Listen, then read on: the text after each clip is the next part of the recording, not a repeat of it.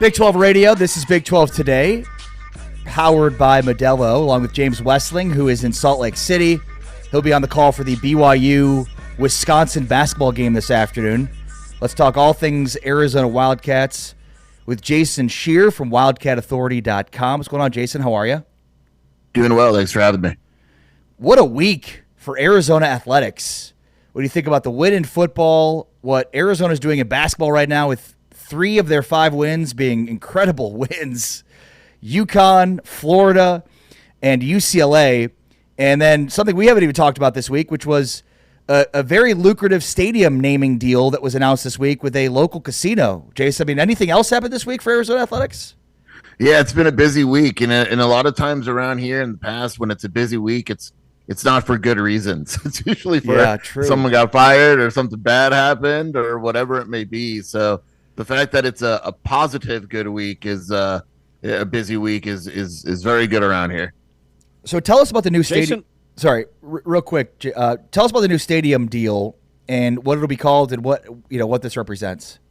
So yeah, there's a casino out here, Casino del Sol. It'll be named Casino del Sol Stadium instead of Arizona Stadium, and it's a long deal. It's over 20 years. It's $3 million a year, so a $60 million deal, and they'll brand and things like that. And when Desiree Reed-Francois, the AD, said that she would be looking at naming the stadium, that was probably the first one that came up with people here, just because they have such a presence. And when there's a large event, a lot of times it's at the casino and things like that. So it'll be a little weird. We'll have to get used to calling it Casino del Sol Stadium, but we probably won't see the branding and stuff until next year. But it was described as a deal where in a day and age where you need as much money as you can to kind of survive college athletics, it was a deal that they found was going to be beneficial moving forward. I'd love to know all the buzz surrounding Arizona athletics right now. Are we more excited about the start that the basketball team has had, probably the most impressive resume in the country, or let's not let that overshadow what an incredible football season it's been as well? I think people are excited about football, but this is absolutely a basketball town. There's just it, and that'll probably never change, no matter how good the football is. There's people that look forward as soon as that first basketball game starts, but because usually, Arizona football isn't very good, so it's usually like, okay, basketball season right away, and I think that's kind of ingrained in people's mind. There is some excitement surrounding football, but when basketball starts the season like that, I think it kind of gets everyone going, and it's a fun time to be an Arizona fan for both. But I think basketball is going to kind of always win the day around here. Yeah. So I mean, my favorite thing about Arizona basketball right now is this 3-point shooting thing, and it's something I'm sure you've talked a lot about on your podcast and on your website. But like last year, they had the number 1 offense in the Big 12, and they were not a high volume 3-point shooting team. Once again, like they beat a UConn team at UConn shooting 2 of 10 from 3, but they're like, it's almost like they're zigging when the rest of the country is zagging and leaning into 3-pointers, and they play bully ball. Like they out rebounded UConn by 20. They score in the paint. It's like, all right, you're going to shoot threes, and we're going to get inside. Like, I mean, Bradley takes his dude down low and beats him from the low block. I mean, that's what they do. They're just physical, and they've got size, and it's impressive to watch, especially in a world in which we're told that you can only win by shooting 3-pointers. Yeah, it's funny. Like, I'm not even sure how sustainable it is. Just, I think the bully ball is sustainable, but the complete lack of threes. I mean, they beat Florida and they shot 5 threes the entire game. Yeah. And even Tommy Lloyd said after the game, he's like, yeah, I'd like that number to be around 15 or 20. And then they beat UCLA and they don't shoot well. And then they beat UConn and they don't really shoot well from 3. And you look around and like Arizona's facing Alabama in a few weeks, and their strategy is to shoot 35 threes a game. And so I'm curious how that contrast goes. But it's a situation where I think a lot of times people assume because Tommy Lloyd is a good offensive coach that it's going to be shooting and all that. And, right. He likes size up front. Like they'll play 2 centers at once. They want to be physical and out rebound you. And I think it is a little bit of a concern that their 3-point shooting isn't there, but they're shooting 38% when they do shoot 3. So it's not like they're really bad at them. The feeling is, should they need to shoot more, they can make more. But it is strange, but effective so far, because you're right. Those 3-point numbers, it's very rare in college basketball.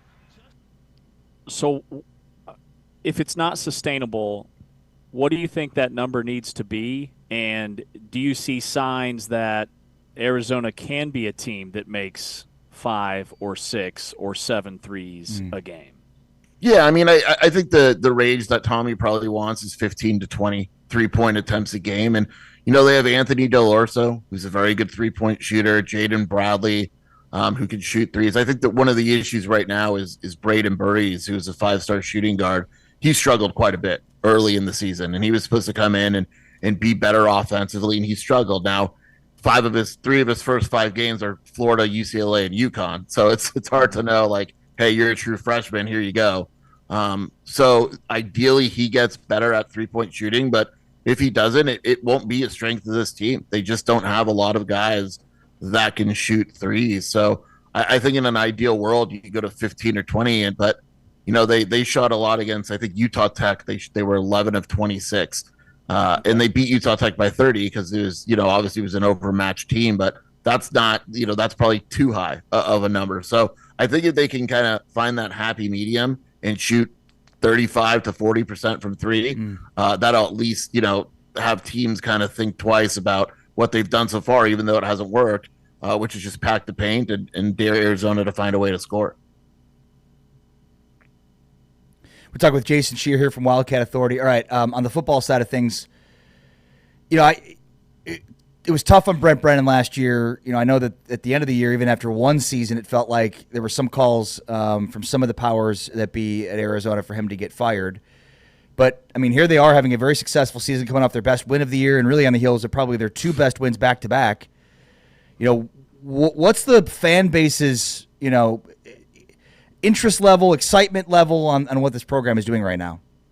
It's definitely more exciting than it was last year. And I think people are still recovering from last year in a way, because this was a team that was coming off an Alamo Bowl appearance, was supposed to be really good. Guys got injured. It didn't go well. The coordinator hires weren't good. And Arizona was just not a good football team.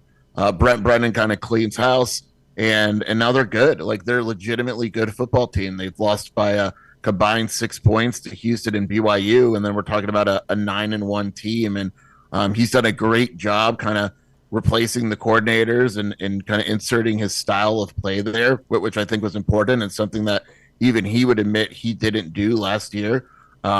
But it's always, there's kind of like an Arizona fan syndrome, right? Like with football, is when things start to go well in the back of your head, you're like, up, and here we go again. And even Danny Gonzalez, the defensive coordinator, started his presser against his post-Cincinnati presser, like, how many of you thought we were going to lose? And said, oh, here we go, Arizona yet again. And he's like, they're trying to change that. And I think they've done a nice job. And they got a big game against Baylor and ASU, and we'll see how the season finishes out. But it's been a really enjoyable and successful season so far.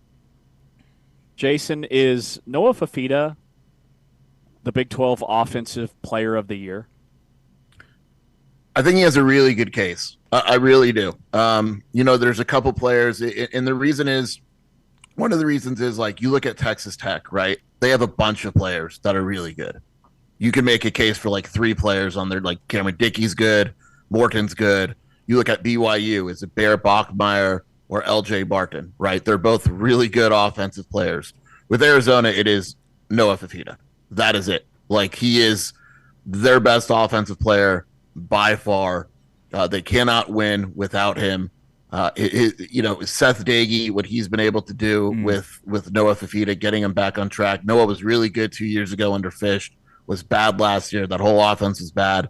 And then to be able to do what he's done with Noah Fafita is really impressive. I don't think it's decided. I think it'll be decided in the next 2 games because it's wide open. But, if he plays well these next 2 games, I think he has a really good shot at it. Is Fafita back next year? Yeah, he's got 1 more year. Wow. Arizona could be one of the favorites in the Big 12 next year with Fafita back with the season he's having. And Dagey, as you mentioned, what he's been able to unlock a year after Noah Fafita looked completely lost. Year 1 under Brent Brennan. Should be a lot of fun. Jason Scheer, always appreciate your time. Wildcat Authority, go check out the great work that he and his team do at Wildcat Authority and the Wildcat Authority podcast. Thanks, Jason. Thanks for having me. I appreciate it. Always great to visit with Wildcat Authority's Jason Scheer. here on Big 12 Radio, Big 12 Today. We are presented by Modelo. Along with James Westling, I am Ari Temkin. This is Big 12 Today. Coming up next, we've been talking about these games all week. All right, it's time to pick them. That's next. This is Big 12 Today, Big 12 Radio on TuneIn and Big 12 Studios.